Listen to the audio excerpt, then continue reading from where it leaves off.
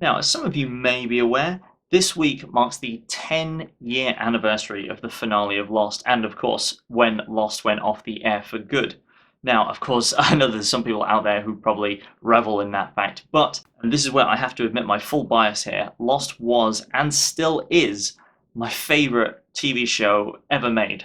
And with that being the case, how could I pass up an opportunity to talk about this fantastic show, not the least a huge milestone like a 10-year anniversary? Before we dive into that though, as always, I just want to say thank you for coming to my channel. If you've subscribed, thank you very much. If you haven't yet, why not do it now? It'll make my day if you do. So anyway, let's dive in to Lost 10 years later. Lost came out just as I was on the cusp of adolescence, and I think it's for that reason that the show really struck a chord with me. I mean, it was at that point that I was moving away from cartoons and the stuff that I was typically watching beforehand, and finally moving into adult shows with tension and drama and stakes and so much more. And Lost was the first show aimed at a mature audience that I dove into. But of course, 2004 is, in pop culture standards anyway, a long time ago. And so I want to talk about what made the show so good, and also dabble in some of the elements that probably made a fair amount of the fandom fall out of love with the series. Because, hey, it needs its fair day in court. Kicking things off on a positive note, I want to hone in on the use of flashbacks in Lost, which of course is nothing new as far as drama is concerned, but to my mind, very few realms of fiction have been able to do it as well as Lost has done, and certainly I've not come across another TV show that has used it as well. The fact that flashbacks are constantly in play for the majority of the show help to give each character just a huge amount of backstory that really is missing from so many modern dramas.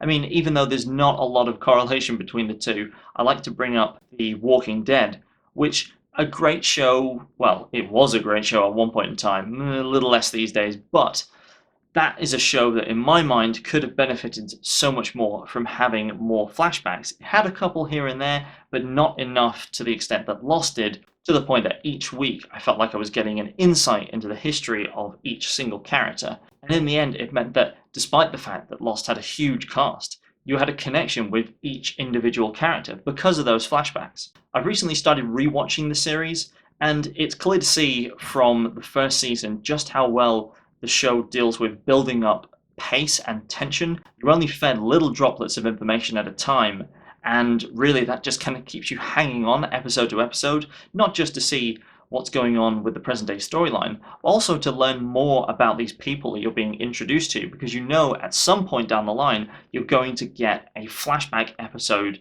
dedicated to that character. But in regards to suspense, what about those cliffhangers?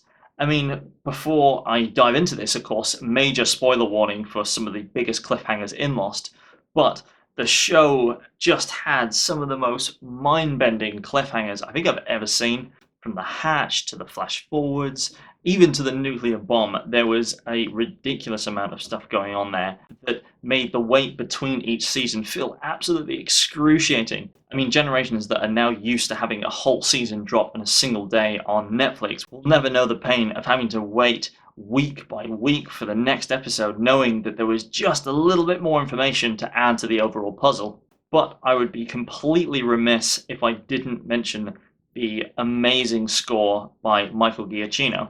Whether you're aware of him or not, Giacchino is the man behind some of your favorite movie soundtracks, specifically with some of the best Pixar films of the last couple of years, like Inside Out and The Incredibles 2. But it's with his score for Lost that Giacchino really put himself on the map as one of Hollywood's best composers and some force to be reckoned with. I was lucky enough to see Giacchino perform at the Royal Albert Hall some years ago, and at one point he conducted the orchestra through a performance of Parting Words, which some Lost fans may remember as the song that plays as the raft is sailing off into the distance near the end of the first season. And I'm not ashamed to admit that I bawled my eyes out. It was an amazing experience and just a testament to how well composed those songs were for that show. Really, it's, if anything stands the test of time in the show, it's probably Michael Giacchino's score above everything else. But in the spirit of fairness, I feel like it is probably worth addressing some of the things that Lost didn't do too well over the course of its 6-season run.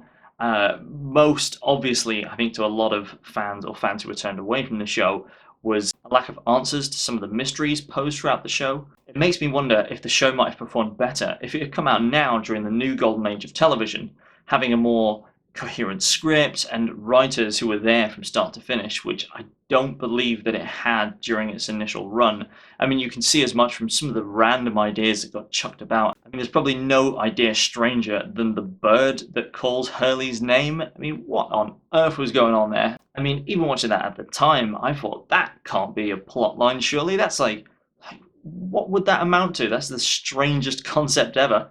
And of course, it didn't amount to anything. And now we just get to make fun about it. And of course, Lost was also a product of its time in that it suffered somewhat by having those huge 20 plus episode seasons for the first three seasons anyway. There was a bit of course correction there by having shorter seasons in the show's latter half, but those first three seasons, and especially season 3, do have a couple of episodes that are clearly just filler that were there just to pad the story out a bit.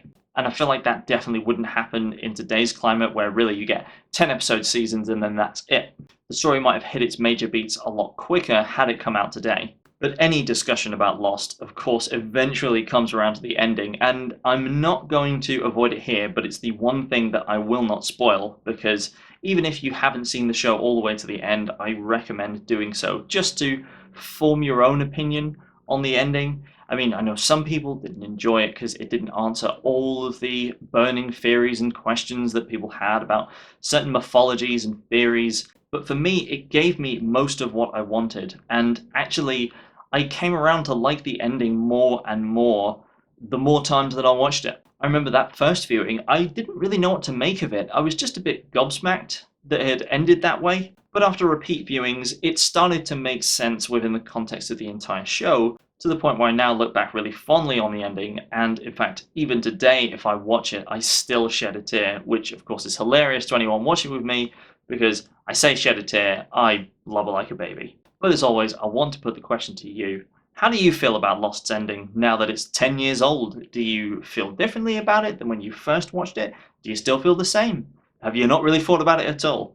However you feel, please let me know in the comments below.